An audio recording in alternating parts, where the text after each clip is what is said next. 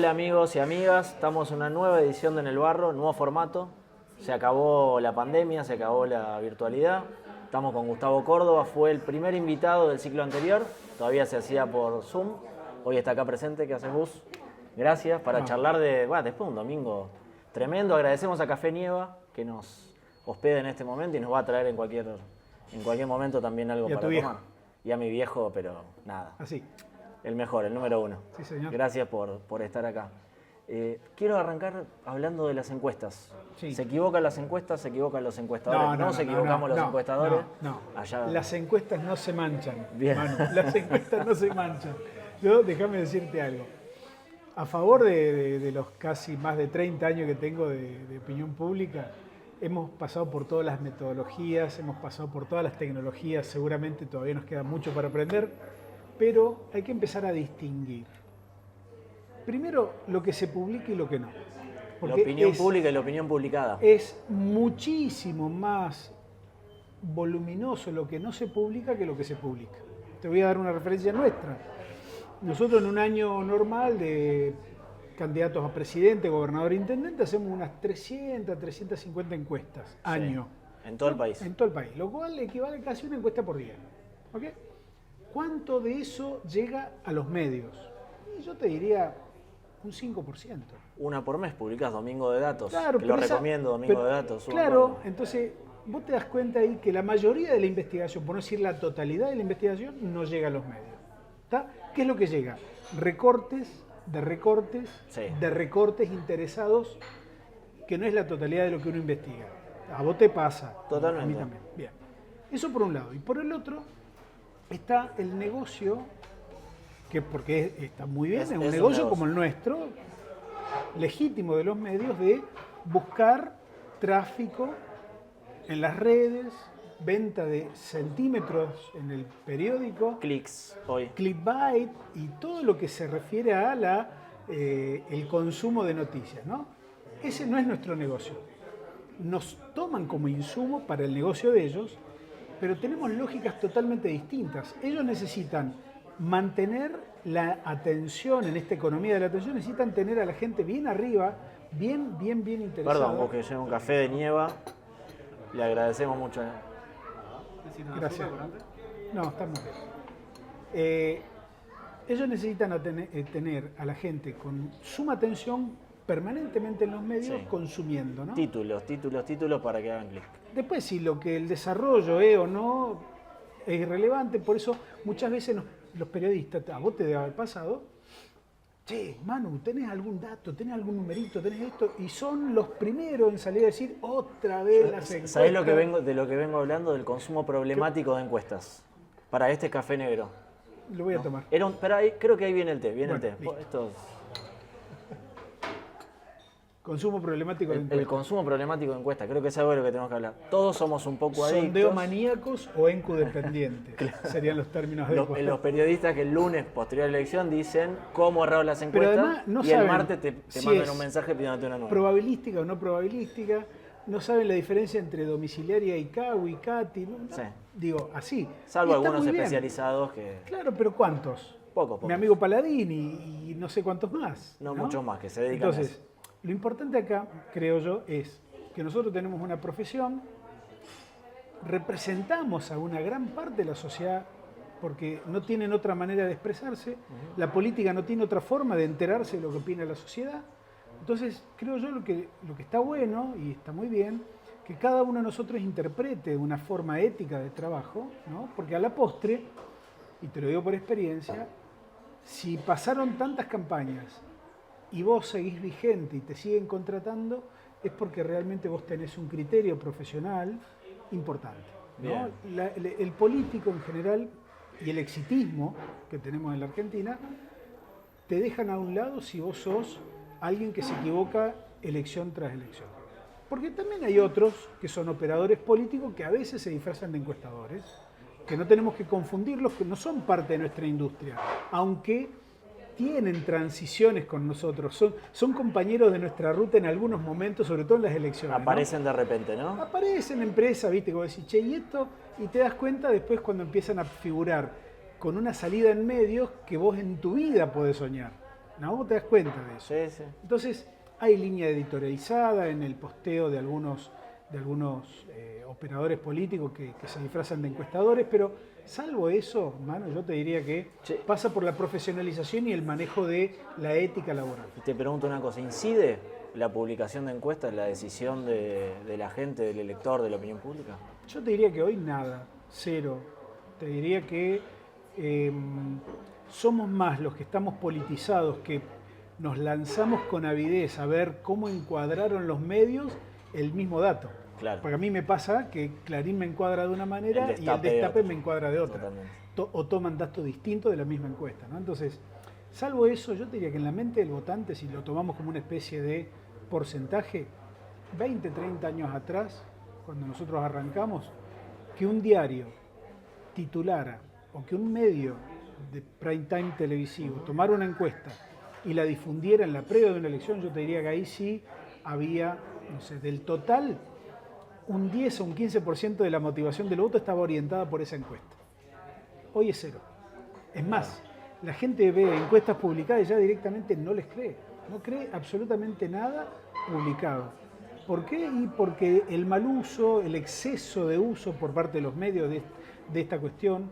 Pero paradójicamente lo que dicen los periodistas es que las notas que más miden, las notas que más clics tienen, son las de encuestas en esta época. Quizás también la gente le crea la encuesta que confirma su sesgo. Digo, ahí está tu ¿no? tesis del consumo problemático de encuestas. Nos tenemos que hacer cargo. ¿No es cierto? Que le genera una adrenalina a la gente, pero al vicio totalmente. Sí, totalmente. ¿Y cómo leíste? Bueno, yo primero doy fe de que vos veías una distancia amplia al peronismo, le puedo decir, conversamos 2 días antes, me dijiste eso. Sí, porque tenemos ese hábito saludable, ¿no? de consultarnos, Sí. porque esto no es un trabajo en el cual yo crea que haya competencia, sino que hay colaboraciones, ¿no? Entonces, a mí me parece que visualizar y compartir con los colegas en las previas de una elección habla bien porque todos tenemos dudas. ¿Cómo? A ver, yo tengo 30 años de trabajo y sin embargo seguimos aprendiendo, sigo estudiando, sigo Y sigo está difícil el consultando. contexto también, ¿no? Muy Pero es que volátil, además, baja participación, no era fácil. fíjate, Una elección distinta. Te voy a contar un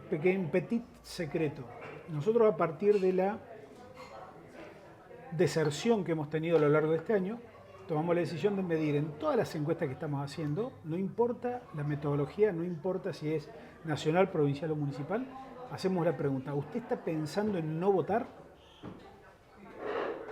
A los que nos dicen que sí, los separamos y tiramos 2 datos, el directo y el filtrado. Entonces, ¿cómo llegamos a los 10 puntos en Provincia de Buenos Aires? Porque ponderamos el dato por voto balotaje y le hicimos el filtro entre aquellos que dijeron que iban a ir a votar sí o sí. Y ahí tuvimos los 10 puntos de diferencia. Claro, se veía que el voto más débil, el menos decidido, era el voto de la Libertad Avanza. Ahí notamos esa comparativa donde veíamos esa relación, ¿no? De que el voto peronista era un voto mucho más firme y el voto libertario estaba ahí con alguna duda. Y si lo computabas a ese dentro de la encuesta, igual el peronismo te daba 3, 4, 5. Nos daba 5 puntos y 5 medio. arriba. Sí, Bien. sí. O sea, vos esperabas este resultado. Sí, sí. Más allá de que lo esperabas, ¿qué lectura haces del resultado en sí mismo? O sea, la explicación del voto y después cómo viste la escena. En la escena los distintos actores, los más importantes, Milei y Kicillof. 3 cositas, conclusiones rápidas. La primera, ganó el antimileísmo. Nosotros creo que fuimos uno de los primeros en advertir que el antimileísmo como categoría analítica había crecido tanto que había superado al antikirchnerismo como posición o como sentimiento ideológico en la Argentina. Creo que el domingo de las elecciones bonaerenses efectivamente ganó el antimileísmo porque creo en el fondo que el peronismo bonaerense fue elegido como una herramienta de castigo y eso no representa que le hayan levantado las amonestaciones que la sociedad tiene para con el peronismo, ¿no? Es decir, positivamente para el peronismo quedaron 2 cosas. Una, un poder de convocatoria y de movilización electoral intacto y tienen hoy un precandidato a las presidenciales. Ahora, no deben confundir, como confundió Juntos por el Cambio en el 2021, el motivo por el cual la gente los eligió. No los eligió, no hubo un voto premio al peronismo, más allá de que fue una elección provincial, sino que más bien hubo una herramienta de castigo, era lo que estaba disponible. Fíjate que en términos de oferta, no había otra cosa a mano. No, para que pierda a Milei no había otra. Y eventualmente lo que no deberían hacer con Axel es evitar que se la retice. Claro. En el sentido de... La alerta es Horacio no, Rodríguez vos Larreta no sos permanente. presidente 2 años antes sin que te voten. Sí. Digo, porque viste que ahora están hablando Kicillof conducción, Kicillof mariscal de campo, Kicillof esto. Claro, por ahí el entorno, a él no se lo escucha. ¿Sabés qué en la Argentina, Manu? Y esto es una ley inexorable. Cuando vos sos candidato ya lanzado 2 años antes, las cosas te van a jugar en contra. Mirá cómo le fue a Massa. Sí, tenés todo para perder en ese tránsito, ¿no? Mirá cómo le fue a Larreta. Yo vengo escuchando este análisis, pero también digo, hay algo que por ahí no le estamos reconociendo a Kicillof. Jugó 4 elecciones, ganó 3, empató 1, le ganó a la invencible María Eugenia Vidal, le ganó al mileísmo cuando parecía invencible. ¿Algo tiene Kicillof? Claro que sí. Por de pronto yo te diría que esta pelea con el kirchnerismo, con la Cámpora, Sí. porque él es kirchnerista, la pelea con la Cámpora lo favorece. Digo, a los ojos de los que no son Cámpora, y además pensemos en estos términos. La Cámpora tiene realmente hoy un problema a futuro, digamos, que eventualmente será una discusión dentro del peronismo, pero fíjate vos, no solamente el problema de la discusión interna de la provincia de Buenos Aires, sino que también la discusión con los peronismos de otras provincias. Hoy no tenés un peronismo como era en el 2001, que tenías 21 de 24 provincias adentro. Hoy tenés apenas un puñadito, 6 o 7, ¿no es cierto? Y tenés que hacer un esfuerzo muy grande para juntarlos a todos. Y si vos decís, che, voy a convocar desde provincia de Buenos Aires, no sé si se te vienen todos los peronismos del interior, mansitos como antes, a ver qué parte les toca del futuro poder, ¿no? Yo creo que ahí hay un cambio muy notable. Lo estamos viendo además con los gobernadores. Yo te diría que la Argentina, que ya está empezando, fíjate vos, sin nombrar el fenómeno, ya estamos en el postmileísmo. Hay Pero movimientos... Vos decís que... Como mínimo es presidente de un solo mandato. Empezando a terminar. Como mínimo es presidente de un solo mandato porque se está... Primero que su núcleo duro se ha ido achicando. Además de que ha mutado, no es el mismo núcleo duro con el que arrancó. Sí. ¿No? El núcleo duro con el que arrancó, hoy, te diría, engrosa la lista de los que no van a votar. Ahí hay toda una discusión. Algunos dicen, Milei se quedó, cuentan los votos, ¿no? Comparada con elecciones anteriores. Milei sacó los mismos votos en 2023 en Provincia de Buenos Aires, entonces no logró cooptar al electorado amarillo. Vos lo ves distinto por lo que me estás Para diciendo. mí perdió parte del votante original, que el votante peronista, que estaba desilusionado con el peronismo por el maltrato de la pandemia, que eligió a Milei porque estaba profundamente enojado y quería romper todo. Ese votó a Milei en el 21 y en el 23. Bien. Pero ahora no. Ese votante estaba en la primera, ese votante pertenecía al cordón industrial del conurbano. Es el que... Ofendido con el que está gobierno. ausente, el que no fue. Ofendido porque no llega a fin de mes y bancaba, hasta que se enteró de la sospecha de coimas en discapacidad. Que rompe un poco el relato de no hay plata, ¿no? Exacto, pero no solamente eso, sino que había como una especie de apoyatura moral. Es decir, el discurso antipolítica de Milei fue tan profundo, tan creíble para tanta gente, que cuando estalló el escándalo de la criptomoneda empezó a resquebrajarse. Pero con este escándalo que tenemos hoy, me parece que ahí definitivamente algo se rompe. ¿Sabes por qué? Porque analizar todos los gobiernos en la historia, cada vez que saltan hechos de corrupción, siempre algo se rompe. ¿Y cómo lo ves a Milei, la reacción de Milei más que nada? ¿Cuál? Después de la derrota, ¿no? ¿Cuál reacción? Salió a hablar, algo dijo. Un Milei que, para mí por lo menos, le habla siempre al mercado y le habla casi nada o escucha poco a la gente, ¿no? Como esa relación entre un presidente que yo nunca entendí, a ver si vos tenés una explicación, por qué Milei decidió ir contra los discapacitados, ir contra el Garrahan, ir contra las universidades. Los jubilados te lo puedo entender en términos presupuestarios. Milei es coherente. ¿A quién le habla? Se habla ¿Es a sí un mismo. mensaje? Para mí se habla a sí mismo, a su dogma. Él tiene un dogma. Vos sabés tanto como yo que no existe ninguna experiencia libertaria hoy en el mundo. Esta es la única. Entonces, él creo que tiene en su cabeza una mirada muy épica de su propia gestión y no puede cambiar, porque si cambia, se le cae todo. A ver, él necesita comprobar y demostrar que sus postulados son buenos. Entonces, por eso la gente se equivoca cuando vota, por eso la gente no me entendió, la culpa es de la gente que no entendió las explicaciones que le dimos. Digo, él ahí tiene un verdadero problema. Yo lo escuchaba el domingo a la noche después de la parte de la autocrítica y parecía que habían ganado, no que habían perdido. Una locura. Ahora, ya con términos más fuera del gobierno, yo te diría, vemos un gobierno casi, o te diría, en default político, porque no están dadas las condiciones para que entiendan con humildad intelectual lo que pasó el domingo pasado. ¿Por qué? No lo reconocen, no la reconocen como una derrota. Digo, porque si no hubiesen cambiado algo, ¿no?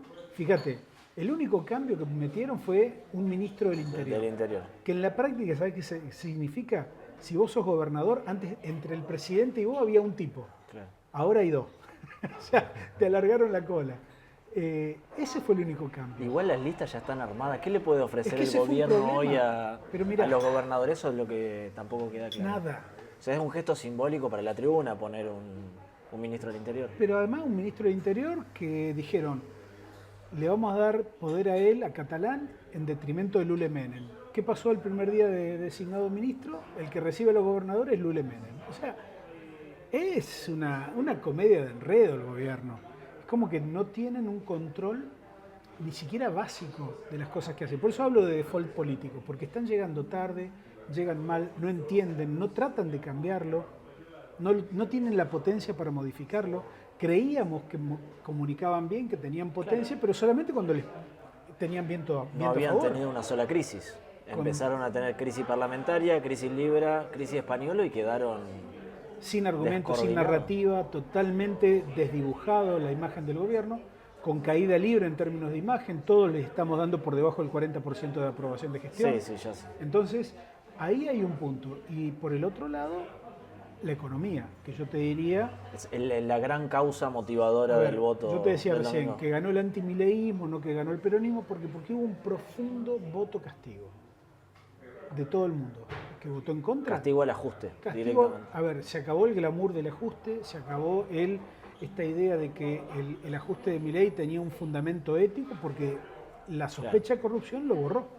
Entonces, justo ahí se terminó.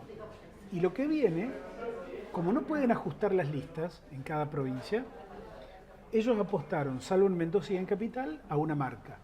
Marca que hoy vale la mitad de lo que valía 2 meses atrás. Total. Entonces vos tenés un fenómeno, yo te diría, cuando arrancaron las listas, cuando había que nominar candidatos y todo lo más, antes de que habláramos o entráramos en clima de elecciones en Buenos Aires, los libertarios tenían un andarivel de voto de entre 40 y 45. Un montón, o sea, conseguían su objetivo... Más cerca de 45 que de 40. Ellos hicieron el cálculo de que obtenían el tercio para evitar el juicio político en diputados con este cálculo. Hoy, déjame darte una actualización, un refresh, un F5, digamos, de esa data, y yo veo un gobierno entre 30 y 35. Nivel nacional, encuesta a nivel nacional. Más cerca del 30 que de 35. Es decir, que el objetivo del tercio, está ahí, es muy fino. ¿Por qué? Porque hay provincias en las cuales el gobierno, te voy a citar por ejemplo una provincia mediterránea, te imaginarás cuál. Sí. Se parece a tu apellido. Entre los aliados y los propios manda a la casa 5. ¿Y hoy cuánto está cosechando? 3. Es decir, que de uno de los principales distritos que le dio el voto, viene con 2 diputados menos. Hay un montón de otras provincias donde los libertarios no van a tener diputados. Te hago una pregunta, ¿y a dónde van la gran pregunta, ¿a dónde van esos votos? ¿Se lanzaron los gobernadores? Mirá, hoy estamos viendo que la canasta son 3 a donde va ese votante. Por un lado, los provincialismos son muy atractivos como un voto refugio. De hecho, en Córdoba, la opción del cordobesismo es muy atractiva para este votante. Después tenés la abstención electoral como una segunda instancia. Y tercero, el peronismo, aunque en menor medida. ¿Sabés dónde se está dando la transición al peronismo? Acá en Provincia de Buenos Aires. En Buenos Aires. Para vos es muy difícil, no voy a decir imposible, muy difícil que... Muy poco probable. Muy poco probable que la Libertad Avanza pueda ganar en la Provincia de Buenos Aires, en octubre. Con las condiciones actuales de la economía, con el manejo actual de la política por parte del gobierno, yo te diría que sería un milagro para ellos que tengan un triunfo. Sería irracional. Y te voy a citar a vos. Vos decís siempre que las elecciones en las provincias quedan en las provincias, ¿no? Que lo que pasa en las provincias queda en las provincias. Salvo esta, que hay dos condiciones para ver. Buenos Aires tiene, por población, tiene el 40% del padrón nacional. Y segundo, todo lo que ocurre en Buenos Aires es nacionalizable. Es lo mismo que pasa en Capital Federal. Sí. Al estar todos los medios de comunicación acá, todo lo que ocurre acá se expande de una manera extraordinaria. Ahora, fíjate, Capital Federal impregnó un clima de opinión, pero no modificó las tendencias electorales posteriores al triunfo de Adorni. En cambio, pero esta modificó elección, las expectativas, porque se sobreexcitó el gobierno, creyó que arrasaba, por lo menos salió a decir eso. Que es peor, porque por ahí una cosa es pero creer eso lo que uno cree, otra es lo que dice. porque son novatos, porque no tienen rodaje, porque son unos improvisados. ¿Cómo te vas a ilusionar con un 30%? Si venías haciendo elecciones mediocres y marginales, habías obtenido triunfos en ciudades, Salta y Rosario, de 22 puntos.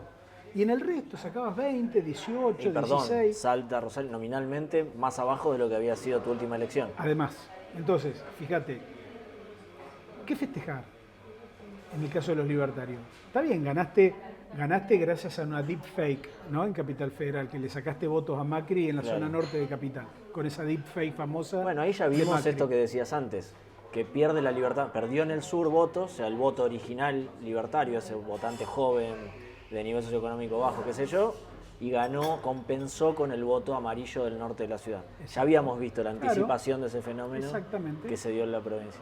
Ahora, ¿qué queda? Bueno, primero, creo que para octubre vamos a tener una mejora relativa en la participación electoral, pero va a ir en detrimento del gobierno. Porque lo que estamos viendo es que el votante libertario, como en Buenos Aires, va a tener un comportamiento equivalente. ¿Y el miedo Cuca? No, es miedo Jabo hoy. Ahora riesgo Jabo. Riesgo Jabo. O riesgo Peluca, o como quiera, o riesgo Karina, o como quiera llamarle. Yo creo que el gobierno no encuadra bien hoy, no tiene un manejo cercano de la política, es como que ha perdido ciertamente el control de la agenda desde hace rato. Fíjate que en esta elección bonaerense nunca pudo imponer su lógica de Buenos Aires es una provincia que está regada con sangre en términos de la violencia. Perdón, el candidato que iba a hablar de inseguridad, el otro Bondarenko, Maxi Bondarenko, que no habló de inseguridad en la campaña, el otro día salió a decir que la situación económica era un desastre y que su vieja no llegaba a fin de mes. O sea, fue el colmo de la descoordinación del gobierno. Pero además, todo lo que está mal en términos de campaña electoral, en términos de estrategia, lo hizo el gobierno. Mirá, fueron lineales. Cuando a vos te dicen, che, a ver, ¿dónde vamos a hacer el cierre de campaña? Razonablemente, alguien con mucha experiencia te va a decir, hacelo en el lugar en donde mejor estás. ¿Qué hizo el gobierno? Fue el lugar donde peor estaba. ¿Y cómo le fue? Peor. No, tremendo. El peor cierre de campaña de la historia. Había más argentina. A ver, barra brava. Había más barra brava y policía que gente. Digo, decime si eso a vos te parece fruto de una larga experiencia en campañas electorales o gente que no tiene la más mínima idea, que está improvisando y que no sabe qué hacer. Yo creo que el gobierno muestra muy bien esta idea que tenemos algunos de que inclusive la ciencia política le dedica un capítulo. La ciencia política lo dice elegantemente, faja agonal y faja arquitectónica. La agonal es relativamente simple, es la fase donde vos llegás al poder, que entre nos llega cualquiera, entre otros Milei, incluso Milei. Pero la arquitectónica es la que vos tenés que empezar a construir legitimidad, consenso. Y ahí el gobierno demostró que no tiene nada. Dinamitó uno por uno todos los puentes. Sí. Y ahora, fíjate vos, mirá la contradicción. El gobierno de Milei le pide a la gente que le mande diputados y senadores al Congreso, un Congreso al que él mismo denominó nido de ratas. Entonces, esas contradicciones le van a jugar en contra. El cambio de clima de opinión hace que todo eso se cristalice y se caiga el gobierno en intención de voto. Por eso, salvo Mendoza y Capital, en todo el país están con techo de 25 puntos. Muy bajo. Te hago la última, vos que ya se nos va el tiempo. Un tema que era tabú. ¿Y Karina en todo esto? La peor imagen de la Argentina. Mirá que tenés que tener mérito cuando todas las imágenes de la política argentina están negativizadas, ¿no? Bueno, la de Karina es una de esas imágenes que tiene un doble o un triple margen de negatividad. Nosotros diríamos negatividad agravada. Esto es al menos 2 partes de negativa por una de positiva. ¿Hay manera de que sea fusible? Es que en el actual esquema, si se va Karina, se va Milei. Yo no los puedo escindir uno de otro. Aunque el Círculo Rojo culposamente, Manu, pretende que haya un chivo expiatorio, que puede ser Karina, puede ser Lulemen. Ahora, yo no creo que el gobierno de Milei reaccione, porque eso para ellos, para su propio código, sería mostrar una debilidad y para ellos es imperdonable. Gracias, Gus. No, vos.